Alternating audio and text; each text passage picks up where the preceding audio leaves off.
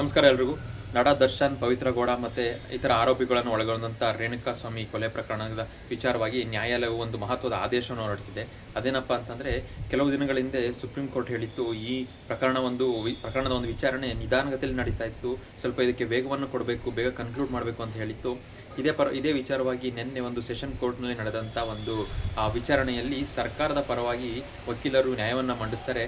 ಆವಾಗ ಅವ್ರು ಕೇಳ್ಕೊತಾರೆ, ಈ ವಿಚಾರಣೆಯನ್ನು ಬೇಗ ಮುಗಿಸ್ಬೇಕು, ಇಲ್ಲ ಅಂತಂದರೆ ಈ ಡಿಲೇ ಆಗೋದ್ರಿಂದ ಒಂದು ನ್ಯಾಯವನ್ನು ನೀಡುವಂಥ ಒಂದು ಪ್ರಕ್ರಿಯೆ ಮೇಲೆ ಇದು ಪರಿಣಾಮವನ್ನು ಬೀರುತ್ತೆ ಅಂತ ಹೇಳಿದಾಗ ನ್ಯಾಯಾಲಯ ಹೇಳುತ್ತೆ, ಇನ್ನು ಮುಂದೆ ಈ ಪ್ರಕರಣದ ಕುರಿತಾಗಿ ಚರ್ಚೆಯನ್ನು ವಾರಕ್ಕೆ 4 ದಿನ ಇಟ್ಕೊಳ್ಳೋಣ, ಬೇಕು ಅಂತಂದರೆ 5 ದಿನ ಕೂಡ ಮಾಡೋಣ ಅಂತ ಒಂದು ಮಹತ್ವದ ಒಂದು ನಿರ್ಧಾರವನ್ನು ಘೋಷಣೆ ಮಾಡುತ್ತೆ.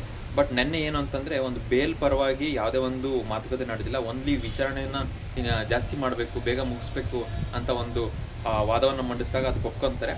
ಬಟ್ ಇಲ್ಲೇನು ಅಂತಂದರೆ, ಈ ಪ್ರಕರಣದ ಕುರಿತಾಗಿ ಸುಮಾರು 60 ಪ್ರಮುಖ ಸಾಕ್ಷಿಗಳನ್ನು ವಿಚಾರಣೆ ಮಾಡೋದು ಬಾಕಿ ಇದೆ.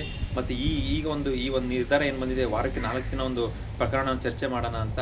ಸೊ ಇದರಿಂದ ಏನಾಗುತ್ತೆ ಅಂತಂದರೆ, ವಿಚಾರಣೆ ಸ್ಪೀಡಪ್ ಆಗುತ್ತೆ, ಈ ಎಲ್ಲ ಊಹಾಪೋಹಗಳಿಗೆ ತೆರೆ ಬೀಳುತ್ತೆ, ಯಾರು ಆರೋಪಿ ಯಾರೋ ಅಪರಾಧಿ ಅನ್ನೋದಕ್ಕೆ ಒಂದು ಕ್ಲಿಯರ್ ಕಟ್ ಒಂದು ಇಮೇಜ್ ಅಂತ ಸಿಗುತ್ತೆ. ಸೊ ದರ್ಶನ್ ಕೇಸ್ ಕೊನೆಗೂ ಒಂದು ಪ್ರಮುಖ ಘಟ್ಟಕ್ಕೆ ಬಂದು ನಿಂತಿದೆ. ಈಗಾಗಲೇ ದರ್ಶನ್ ಅವರ ಅಭಿಮಾನಿಗಳು ಅವರಿಗೆ ಬೇಲ್ ಸಿಕ್ಕಿಲ್ಲ ಮತ್ತು ಸಿಗ್ತಾ ಇಲ್ಲ ಅಂತ ಒಂದು ಬೇಜಾರಿನಲ್ಲಿ ಇದ್ದಾರೆ.